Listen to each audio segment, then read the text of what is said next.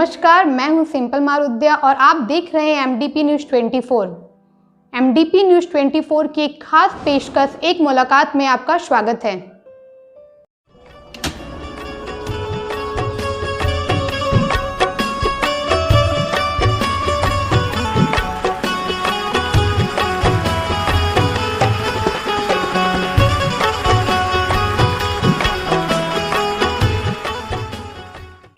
नमस्कार, मैं हूं संजय सिंह और मैं हाजिर हूं अब एमडीपी न्यूज़ 24 की खास पेशकश एक मुलाकात को लेकर। और मैं आज आ पहुंचा हूं कॉलेज रोड में और हमारे साथ हैं मधुपुर कॉलेज के दर्शन शास्त्र के head of the department doctor Bharat प्रसाद।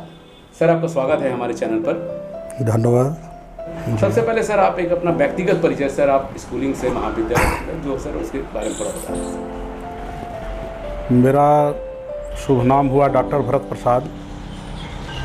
मधुपुर महाविद्यालय में 2008 में मैं दर्शन शास्त्र के व्याख्याता के पद पर योगदान किया हूँ। उस समय से लगातार इस महाविद्यालय में सेवा दे रहा हूँ। मेरी स्कूली शिक्षा बिहार से उस समय वर्तमान में मुंगेर ज़िला था और वर्तमान में अभी फ़िलहाल लखीसराय ज़िला पड़ता है। ग्राम पोस्ट बिछवे, थाना क्यूल, जिला लखीसराय।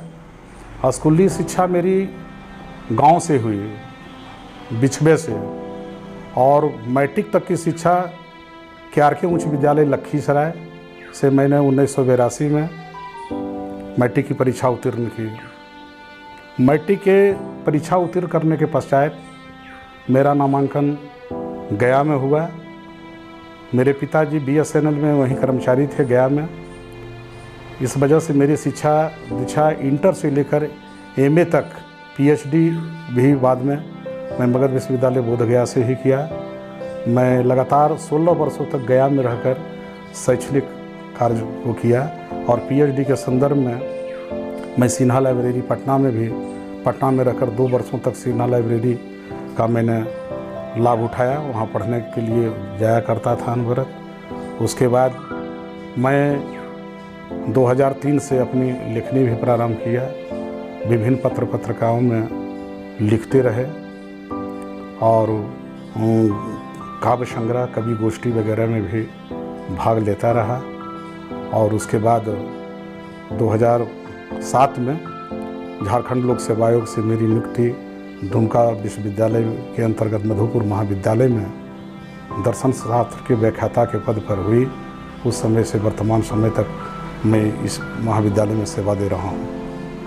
सर, इस लॉकडाउन में सर पढ़ाई किस प्रकार बाधित हुई है सर? क्योंकि पठन पाठन तो ठप है सर महाविद्यालय में, तो पढ़ाई सर किस तरह बाधित हुई है सर? लॉकडाउन पढ़ाई तो बहुत प्रभावित हुई, कहा नहीं जा सकता है, लेकिन ऑनलाइन एक प्रयास है।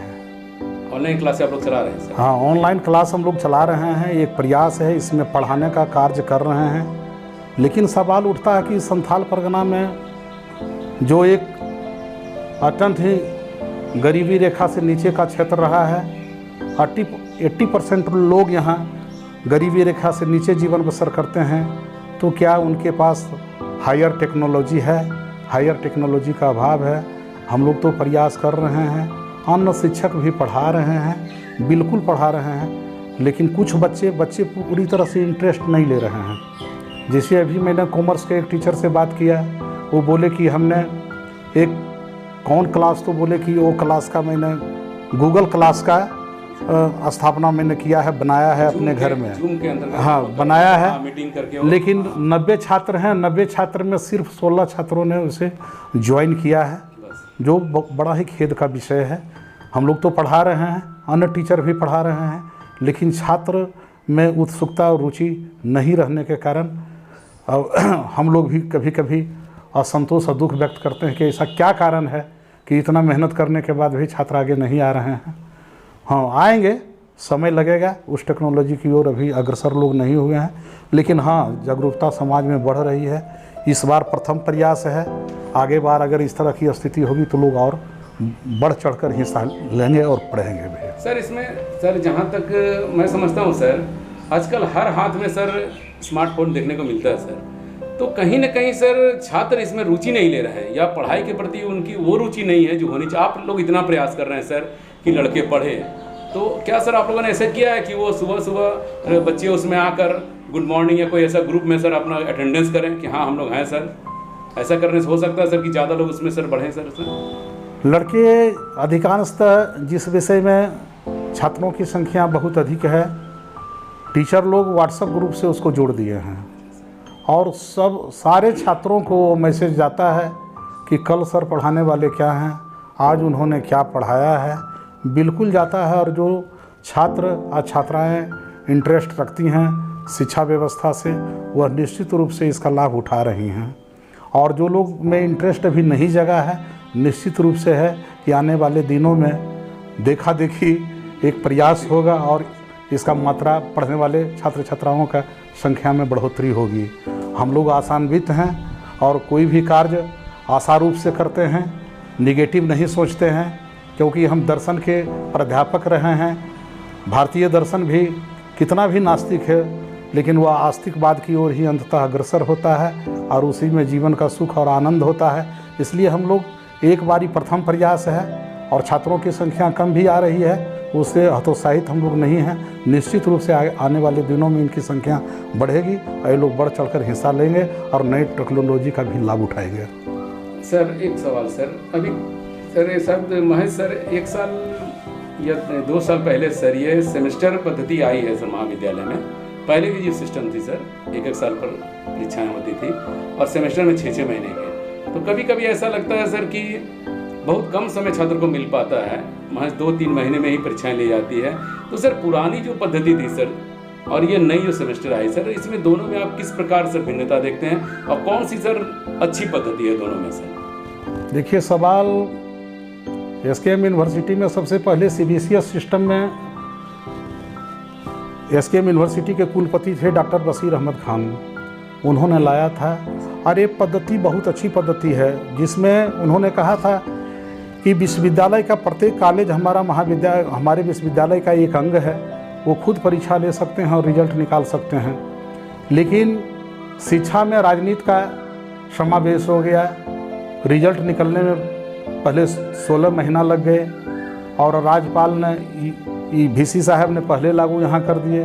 राज्यपाल से शायद अनुमति नहीं मिली थी, इस वजह से वो रिजल्ट 16 महीना लेट हो गया और लोग में आपस में बहुत दूसरे तरह की बात लोग करने लगे कि नहीं ये हम लोगों के लिए घातक है, और अंततः शिक्षा पर राजनीति हावी हो गई और एक अच्छे सिस्टम को मैंने राजनेता लोग उसका शिकार बना दिए और वह सिस्टम ख़त्म हो गया और अंततः सरकार लास्ट में उसी पद्धति में सेमेस्टर सिस्टम में आई है।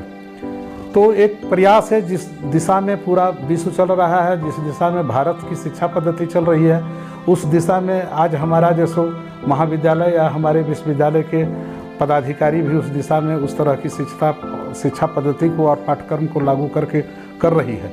लेकिन जहाँ तक सवाल उठता है कि पुरानी पद्धति अच्छी है या नई पद्धति अच्छी है, अगर टेक्नोलॉजी अच्छा हो, अगर संसाधन हमारे पास अच्छा हो, बिल्डिंग अच्छी तरह से हो, टीचर्स की संख्या अच्छी हो, तो ये नई पद्धति जो सेमेस्टर सिस्टम है बिल्कुल ठीक है।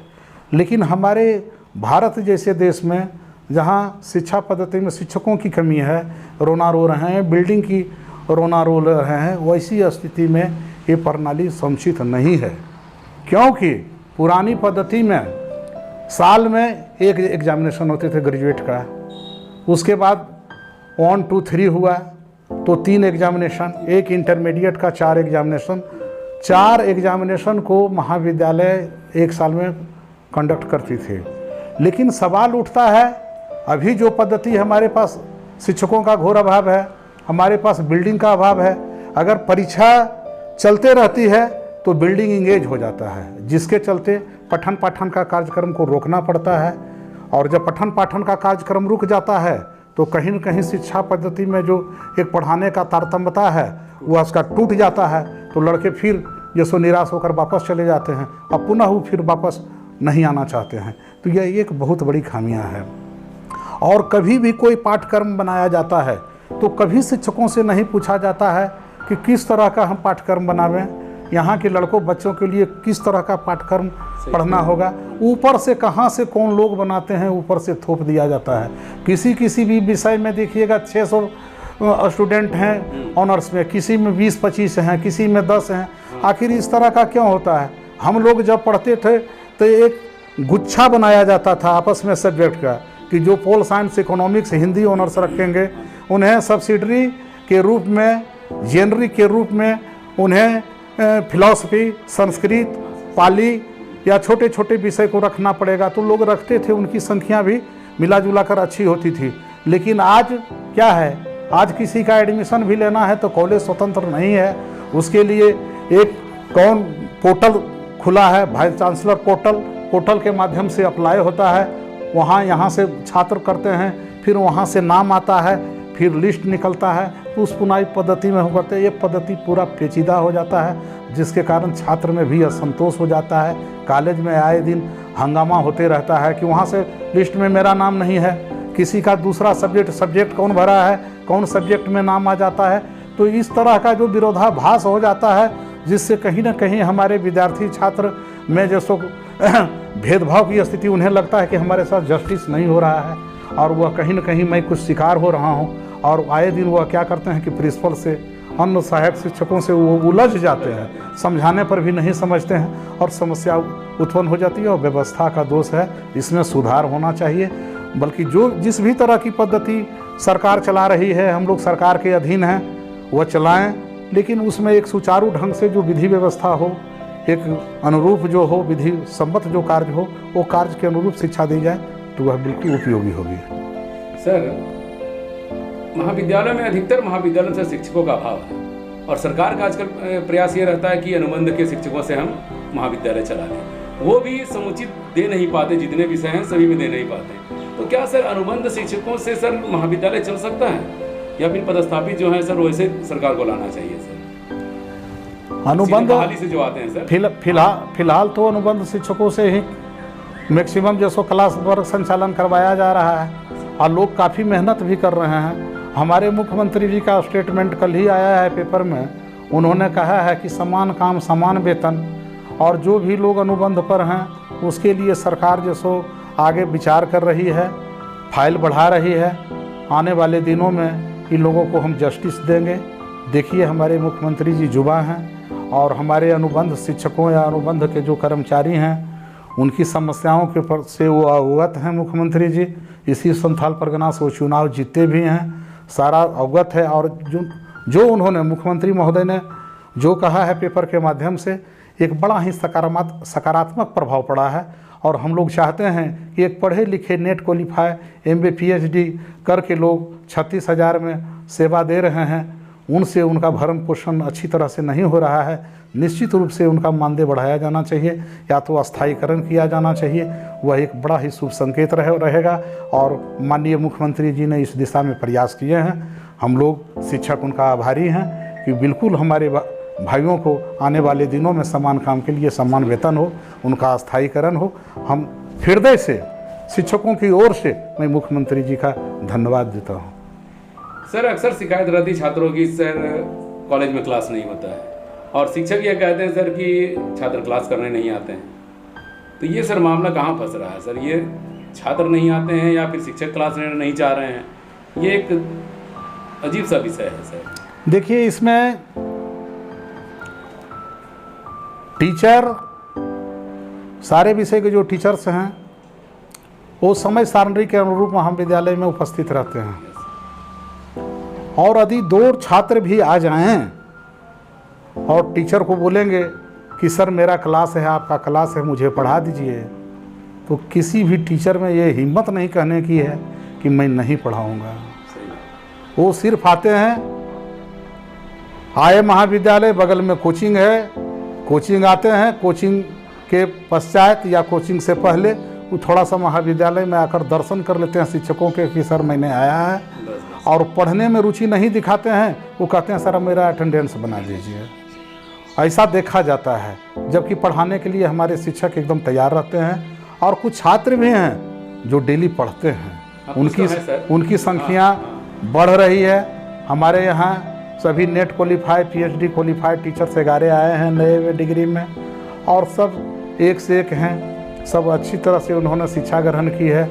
बिल्कुल वह समय की ज़रूरत है, अपनी प्रामाणिकता को वो सिद्ध करने के लिए हमेशा तत्पर और तैयार रहते हैं। लेकिन बशर्ते छात्र आएँ तब न, छात्र आना ही नहीं चाहते, आते हैं तो क्लास नहीं करना चाहते हैं। मैं देखता हूँ, मैं देखता हूँ, मैं रहता हूँ, मैं हमेशा महाविद्यालय में 3 बजे तक कम से कम मैं रहता हूँ। कोई अनिवार्य कार्य हो तो कहीं प्रिंसिपल को अपने सहयोगों को बोलकर कहीं निकलता हूँ, लेकिन मैं मैक्सिमम समय महाविद्यालय कैंपस में देता हूँ। मैं देखता हूँ कि कोई शिक्षक यदि क्लास ले रहे हैं, 2-4 क्लास को छात्र को बैठकर पढ़ा रहे हैं, पढ़ने में विद्यार्थी लीन भी है, शिक्षक भी लीन है, पढ़ा रहे हैं। दूसरा लड़का उधर से आता है, कहीं साइड से आया, वो छात्र को इशारा करता है कि बहुत हो गया, चलो चलो घर चलना है, और कहीं न कहीं उसको बहकाने का काम करता है और शैक्षणिक व्यवस्था में व्यवधान डालने का काम करता है, और वह उस छात्र को लेकर फिर कहीं चला जाता है। ऐसा भी देखने को मिलता है। समझाने बुझाने पर वो लोग समझने के लिए तैयार नहीं है। आने वाले दिनों में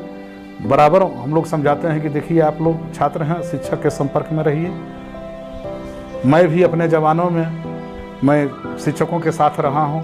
मैं एक अच्छे शिक्षकों का छात्र रहा हूँ, शिष्य रहा हूँ, और मैं आज इस पद पर हूँ। उन लोगों का भी आशीर्वाद रहा है, उन्होंने अच्छी तरह पढ़ाया है। आप लोग भी शिक्षक से संबंध अपना कायम रखिए, जुड़िए। शिक्षक आपके दुश्मन नहीं हैं, बिल्कुल आपका हित चाहते हैं। आप महाविद्यालय आइए, हम लोग पढ़ाने के लिए सहर्ष तैयार हैं, हमेशा तैयार हैं। वो छात्र पर निर्भर करता है, हम लोग प्रेरित भी करते हैं। लेकिन एक दूसरा पहलू लगता है, कभी कभी मैं आकलन करता हूँ कि जितना विद्यार्थी का यहाँ एडमिशन है उसमें 50% विद्यार्थी गरीबी रेखा से नीचे हैं। कहीं न कहीं वो स्वरोजगार उत्पन्न करने के लिए, कमाने के लिए, भरण पोषण के लिए वो बाहर चले जाते हैं। ऐसा भी देखा जाता है। मैं कभी कभी पूछता हूँ तो बोलता है घर में मैं एक सदस्य हूँ, घर में और कोई नहीं है, 2 बहन है, शादी भी करना है, इसलिए पंजाब हरियाणा की ओर रुख करना पड़ता है। क्या करूँ सर, पढ़ना भी चाहता हूँ। तो समस्या कहीं न कहीं गरीबी भी आड़े हाथ आती है, और इस दिशा में भी सरकार को पहल करने की ज़रूरत है। और यह क्षेत्र ज़्यादा गरीबी रेखा से नीचे के लोग रहते हैं, इसलिए वो हमेशा क्लास बहुत रेगुलर भी नहीं कर सकते हैं। ये सच्चाई है, ये सच्चाई है। और यह जो दौर अभी चल गया है वोकेशनल का, कि कुछ न कुछ हमें लेना है, व्यावसायिक शिक्षा लेना है। इस संदर्भ में भी लड़के लोग क्या कर रहे हैं कि यह जांच का विषय है, यहाँ भी एडमिशन ले लेते हैं, कहीं बाहर भी एडमिशन लिए हुए हैं, कहीं कहीं व्यावसायिक में, और वो प्रमाण भी आता है। लेकिन शिक्षक चाहकर भी उनके खिलाफ कुछ कार्रवाई नहीं कर सकता है, कुछ नहीं कर सकता है। और इस तरह का भी खेल अंदर अंदर चल रहा है कि एक साथ 2 शिक्षा ग्रहण नहीं करना है, लेकिन इस तरह का भी वातावरण नहीं कर सकते हैं। लेकिन यह जांच का विषय है, अभी भी जांच अगर कर दिया जाए तो हमको लगता है कि 40% के आसपास ऐसा मिल जाएगा। सर, जिस तरह महाविद्यालय में सर राजनीति का प्रवेश पहले से ही हो चुका है, दौर चल रहा है, छात्र बहुत ज़्यादा मतलब उसकी ओर आकर्षित होते हैं कि हम राजनीति करें, नेता बन जाएं। तो सर ऐसे कितने सर छात्र नेता होंगे या छात्रों के साथ, नेताओं के साथ रहने वाले, जो सर पढ़ाई की समस्या लेकर आपके पास कभी आते हैं? ऐसे तो लोग विभिन्न समस्याओं को लेकर आते रहते होंगे सर, लेकिन पढ़ाई के संबंध में वैसी समस्या लेकर आने वाले क्या सर कुछ छात्र नेता हैं सर जो पढ़ाई के बारे में कहीं जिक्र करते हैं? सर पढ़ाई के बारे में सीरियस नहीं है छात्र नेता यहाँ का, जो भी रहे हैं। एक समय था थोड़ा सा ताफिज़ फरहान का और आकाश गुटुटिया का समय था। उस समय बहुत बड़ा अच्छा माहौल महाविद्यालय का हुआ करता था। एक छात्र और छात्र नेता और शिक्षक में बहुत अच्छा संबंध रहा करता था। लेकिन उसके बाद जो चुनाव हुआ उसमें छात्र भी कुछ ऐसे ढंग के चुने गए जिनको शिक्षकों के साथ कोई भी लेना देना कुछ भी नहीं है। वो महाविद्यालय के कैंपस को एक जैसो कमाई का जरिया समझते हैं। वह सरस्वती पूजा हो, अन्य कोई चंदा हो, छात्रों से जबरन वसूली करते हैं। कभी कभी हम लोग थाना को भी बुलाते हैं कि देखिए इस तरह का माहौल हो रहा है, पुलिस आती है, फिर वो लोग भाग जाते हैं। कभी कभी लोगों पर FIR भी हुआ है, बहुत तरह का हुआ है, लेकिन ये लोग मानते नहीं हैं। इस तरह का खेल खेलते हैं कि माने कॉलेज कैंपस को ये पढ़ाई का केंद्र कम बनाना चाहते हैं, राजनीति का केंद्र बनाना चाहते हैं, और उस राजनीति के माध्यम से ये लोग पैसा कमाना चाहते हैं। हमने बहुत सारे स्टूडेंट मुझे मिले हैं, मैंने पूछा है कि क्या बात है जी, मैंने तो तुझे मना किया था, फिर आज आ गया, लिस्ट में नाम आएगा आगे, फिर आज तुमको देख रहे हैं, क्या बात है। कभी कभी वो सही बात बोल देते हैं कि सर हम 200 रुपया अमुक छात्र नेता को दिए हैं। तो इस तरह से जो छात्र देहात से आते हैं वैसे ही लोग और समय नहीं देना पाते हैं, उनसे ये लोग कभी कभी पैसा भी ऐंठ लेते हैं। ऐसा मामला प्रकाश में आते रहता है। हम तो महाविद्यालय और हमारी जानकारी में अगर ऐसी बात होती है तो मैं निस्वार्थ रूप से कोई स्टाफ है उन्हें कहकर उनका काम को मैं करवा देता हूं, काउंटर पर जाकर करवा देता हूं। और मैं जब भी महाविद्यालय में हूं, एक मेरा रिकॉर्ड है कि मैंने कभी भी किसी भी छात्र से, छात्राओं से किसी काम के एवज में, करवाने के एवज में मैं 10 रुपया भी आज तक मैं नहीं लिया हूं। इसका उदाहरण है यहाँ के छात्र छात्राएं जो मेरे बारे में खुद सर्टिफिकेट दे देंगे। इसलिए मैं पूरा हेल्प करता हूँ। सरकार वेतन देती है, वह बहुत काफ़ी है, कम नहीं है, और वेतन पर रहकर मैं निर्भर रहता हूँ और छात्रों का हित में जो कार्य होता है मैं करता हूँ, अग्रसर होकर करता हूँ, करवाता हूँ। मेरे संज्ञान में जो रहता है, कहीं रहता है, उसके लिए मैं आवाज़ उठाता हूँ, जाकर काम करता हूँ। अरे मेरा कर्तव्य भी है, दायित्व भी है। सर, यदि सर कभी आपको मधुपुर कॉलेज के प्रभारी प्राचार्य का दायित्व मिले सर, तो आप सर क्या क्या परिवर्तन करना चाहेंगे सर, जो आपको लगता है कि होना चाहिए मधुपुर में ऐसा परिवर्तन सर? मुझे तो नहीं लगता है कि मैं दौर में हूँ, लेकिन कभी ना जब इस तरह का सवाल आप दे रहे हैं तो बहुत सारी समस्याएं मधुपुर महाविद्यालय में मुँह बाए खड़ी है। बहुत सारी समस्याएं खड़ी है। मैं किन्हीं का आलोचना नहीं करना चाहता हूँ, लेकिन निश्चित रूप से हमारे यहाँ महाविद्यालय के अंदर बहुत सारी समस्याएं हैं। उसमें जो भी प्रभारी हैं उनके सामने आने वाले दिनों में जो भी आएंगे उनके सामने एक बहुत बड़ी चुनौती होगी। चुनौती ये होगी कि हमारा देखिए रूसा का कंप्यूटर क्लास है, एक और झा सर के समय उन्होंने कंप्यूटर क्लास बनवाया था, वह पूर्ण रूप में अस्थायी रूप से बंद है, धूल फांक रहा है। निश्चित रूप से उसे चालू करवाना, अगर मुझे मौका मिलेगा तो मैं उसे चालू करवाऊंगा। पहले प्रेम पाठक शिक्षक के रूप में हुआ करते थे, अब किन कारणों से किन लोगों ने उन्हें हटा दिया या क्या किया मैं तो नहीं बता सकता हूँ, लेकिन ऑलरेडी उनको रहना चाहिए था। और कंप्यूटर कम से कम 40 की संख्या में होगा, सब बेकार पड़ेगा। उनको कम से कम जैसो एकदम चालू अवस्था में रखना चाहिए था। कंप्यूटर के कुछ छात्र हैं, उनसे मैं 400 रुपया फ़ी भी लेता हूँ, उनको जैसो प्रशिक्षण दिलवाना चाहिए था। और वह महाविद्यालय की पूंजी है, ये पूरे शहर की पूंजी है, ये पूरे महाविद्यालय परिवार को ध्यान देने की ज़रूरत है। लेकिन मैं चाहकर भी उस दिशा में भी कोई कदम नहीं उठा सकता हूँ। ये जो बहुत बड़ा दुर्भाग्य है, तो उसको पुस्तकालय बिल्कुल अप टू डेट है, बहुत सारी पुस्तकें हैं यहाँ। ई लाइब्रेरी के लिए भी प्रयास यहाँ किया गया था, उस दिशा में कुछ कदम बढ़ाया गया था। जब डॉक्टर निखिल चंद्र झा प्रभारी प्रचार थे, उन्होंने अनवरत प्रयास किया था लाइब्रेरी को एकदम हाईटेक करने के लिए। ई लाइब्रेरी बनाने के लिए कौन कौन कंपनी से सर ने बात भी किया था, पैसा भी तय हो गया था, कुछ काम भी, एल्युमिनियम का शटर अलग डिवाइडेशन भी अंदर हुआ है। लेकिन जब सर के हटते हैं वो सारा फिर जस का तस रह गया, और सर के जाने के बाद ई लाइब्रेरी की दिशा में कोई भी कार्य अब तक नहीं हुआ है। लगभग 3 वर्षों तक हो गया इस दिशा में कोई कार्य नहीं हुआ है। सर जैसा मैं जब यहाँ आया सर, तब मुझे पता चला सर कि आप सर पत्रिकाओं से जुड़े रहे हैं सर, और काफ़ी मैंने देखा आपके पास संग्रहण है ऐसे चीज़ों जिसमें आप लगातार लिखते रहे सर। तो उसके बारे में कुछ जानकारी दें सर, किन किन पत्रिकाओं आपने लिखा सर, और आपका विषय मुख्यतः किस किस प्रकार का रहा सर? मैं लगभग 2001 से जब PhD करने के पश्चात सरकारी सेवा के लिए पढ़ रहा था, कंपटीशन की तैयारी कर रहा था, तो विभिन्न बिंदुओं पर मेरा दिमाग जाता था, विचरण करता था कि ऐसा हो रहा है, ऐसा मैं देख रहा हूँ, क्यों नहीं इसके लिए, इस कुव्यवस्था के लिए आवाज़ उठाया जाए। जैसे शिक्षा का व्यवसायीकरण में मैंने ऐसा है कि जिन लोगों को भी अधिकार मिल गया उसका सदुपयोग कम, दुरुपयोग ज़्यादा कर रहा है।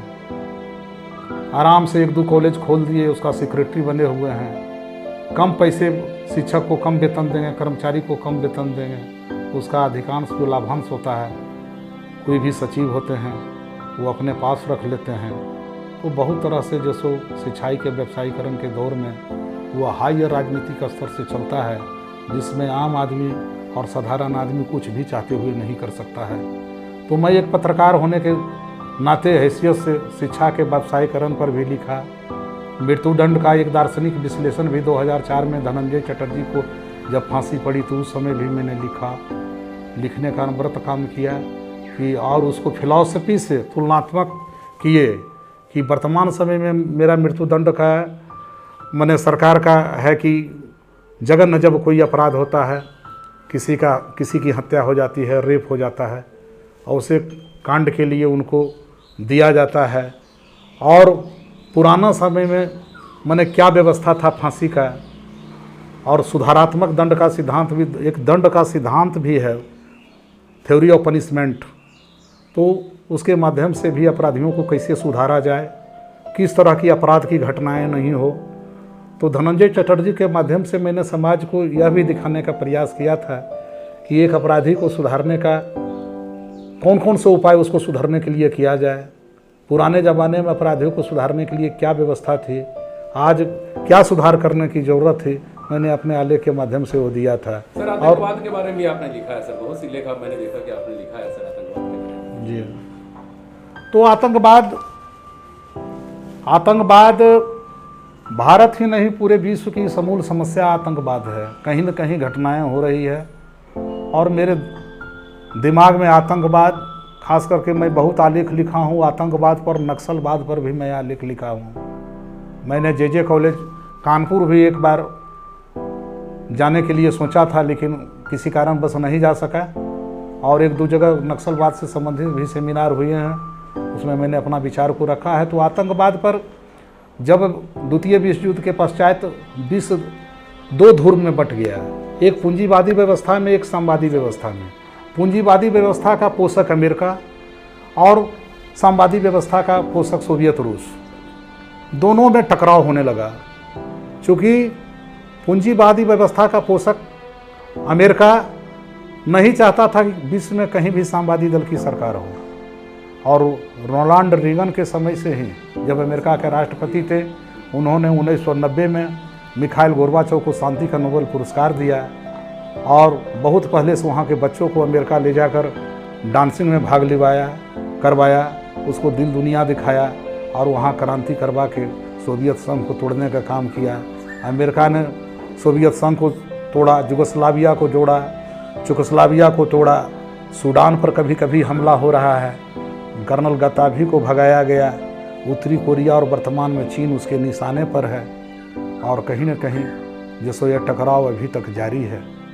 तो मन में एक विचार आया कि क्यों नहीं मैं आतंकवाद पर लिखूं। तो आतंकवाद की खैर नहीं, आतंकवाद का जनक अमेरिका, पाकिस्तान की खैर नहीं, ये सब भारतीय मुसलमान बनाम आतंकवाद भी मैंने ऐसे 10 वर्षों तक लिखा, और सही दिशा में मैंने लिखा इस आलेख को कि समाज के बुद्धिजीवी पढ़ें, और उस पर लोगों ने पढ़ा और अच्छा राय विचार पक्ष में दिया, और उसी समय लिखा। और आतंकवाद पर एक मैंने कविता भी लिखी, सद्दाम बनाम अमेरिका करके, वह बड़ा पॉपुलर हुआ। और अंग लीडर में 2003 में वह छपी थी, जयपुर और अहमदाबाद से एक साथ छपी थी। मैं उसका कुछ अंश आपको सुना रहा हूँ। सद्दाम बन के मैं बोल रहा हूँ कि सद्दाम कहता दुनिया से अमेरिका पागल हो गया, पागल है वह पागल है, दुनिया को मिटाएगा।